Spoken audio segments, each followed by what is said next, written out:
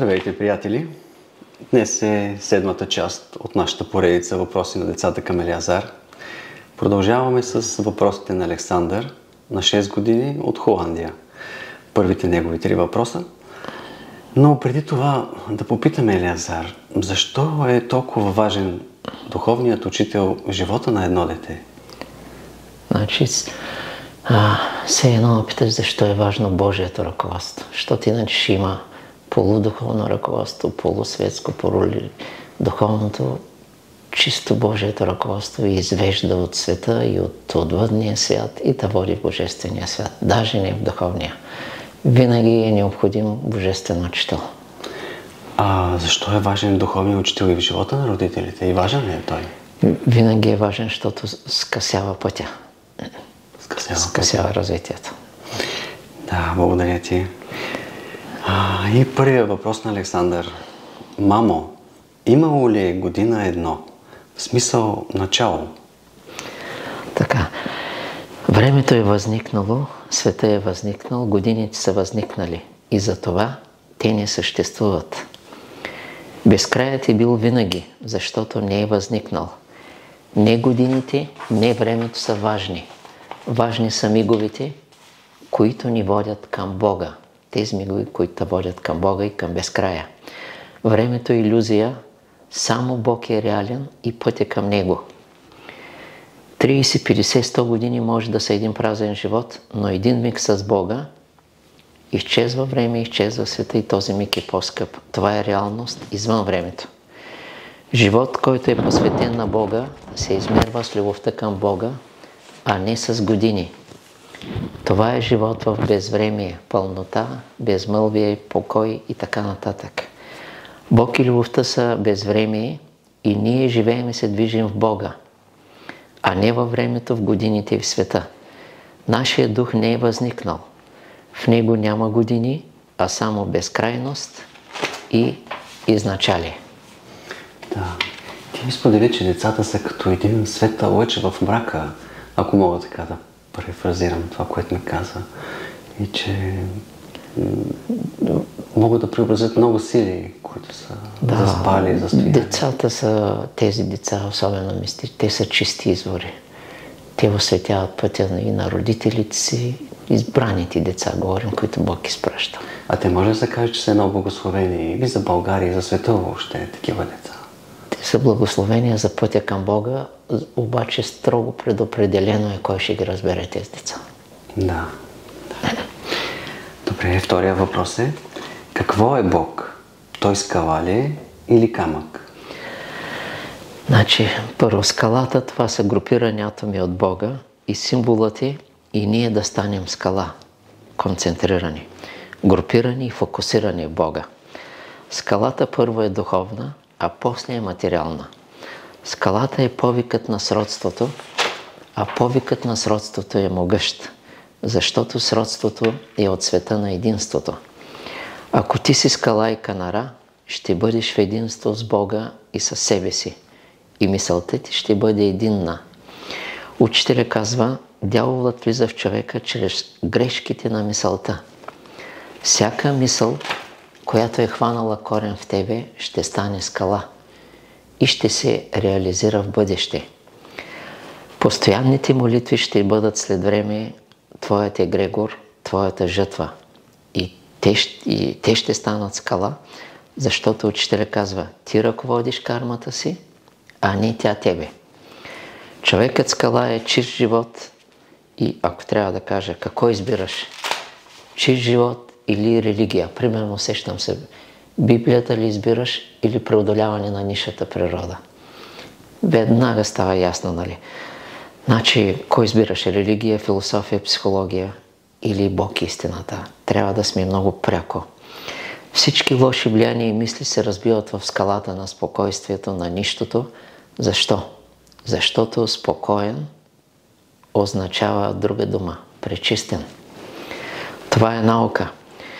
Дълбокият вътрешен мир е свързан с могъща, скрита енергия, която е канарата. За да се родиш в Бога или в скалата, трябва да си победил злото в себе си. Да.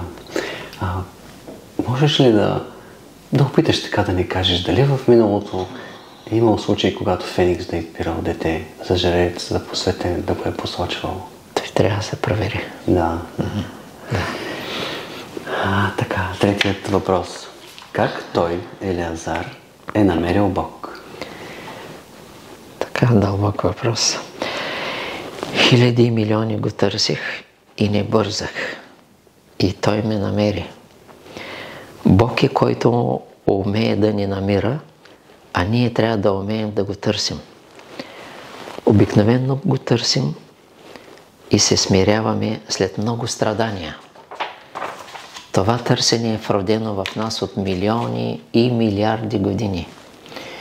Никога не съм го търсил с вяра или религия, а с любов, мъдрост, истина. Трябва, когато си насаме с Бога, да му покажеш една скрита и без показ чистота и истинност. Това, между другото, е вродено в нашия дух и той може да го покаже на Бога и да го само насаме. Никакви хора, никакви... Той го споменавам и двама, но казвам го. Значи да му покажеш скрита без показ. Нека хората си мислят, че правиш грешки. Това е много хубаво и изгодно за дълбокия вътрешен свят. И това е пътя, по който Бог специално те избира, обаче и ти си го избрал правилно. И така, един ден той ми каза: ела. Да, красива дума. 3 думи, 3 букви е толкова много значат. 3 букви, да. 3 букви. Когато този път насаме, свързан ли е с слова или е с излъчване? Някой път можеш да изричаш нещо, но то най-дълбокото слово се изрича повече като неизказаност. Не е точно думи, може да е облечено в думи, но пак е неизказаност. А може ли да кажем, че духа общува с Бога чрез особено излъчване, не толкова със словото? Да, чрез особено специфично чисто излъчване, прикрито от света и от духовите, даже и от ангелите. Много ангели не знаят какво виждат. Когато човек се молите, имат ли понятие? Даже Исаия има един път и мисли, че е видял едно същество, то е друго. Даже пророк. Само Бог ако разкрие. Да. А ангелите могат ли да доловят молитвите на хората и техните въжделения? Да, те обикновено често работят заедно с човека и така имат обща аура. Но остава нещо скрито и за тях? Остава. Да. Има неща тайни в човешкия живот, те не ги знаят. Знаят много неща, защото хиляди години са били с някой човек приятел, но има неща, които не знаят и Бог е оставил така да бъде, да може да проучват Бог скрит в човека. Но те схващат, че има тайна, не е схващат, да. И това е магнит сигурно за тях. Да. Да. Добре, благодаря ти. Имаме въпрос от предния път. Аз само ще го прочета така малко. Ти ще го отговориш по твоят начин. Когато родителя забелязва у детето отрицателни качества или негативни прояви, какъв следва да бъде подхода му, за да не се спъне правилното развитие на детето и за да не се изгуби неговото чисто доверие? Всяко дете и човека ще направят определени грешки и негативни прояви, защото за такива същества това е предопределението за тяхното израстване.